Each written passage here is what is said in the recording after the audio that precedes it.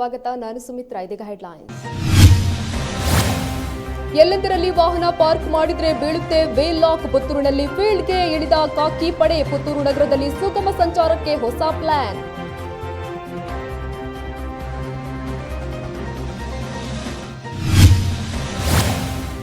ದೀಪಾವಳಿ ಹಬ್ಬಕ್ಕೆ ಹಸಿರು ಪಟಾಕಿ ಬಳಸಿ. ಮಳಿಗೆಗಳ ಸುತ್ತಮುತ್ತ ದಿನನಿತ್ಯ ಸ್ಯಾನಿಟೈಸ್ ಮಾಡಿ. ನಿಯಮ ಉಲ್ಲಂಘನೆಯಾದರೆ ಕಠಿಣ ಕಾನೂನು ಎಂದ ದಕ್ಷಿಣ ಕನ್ನಡ ಡಿಸಿ.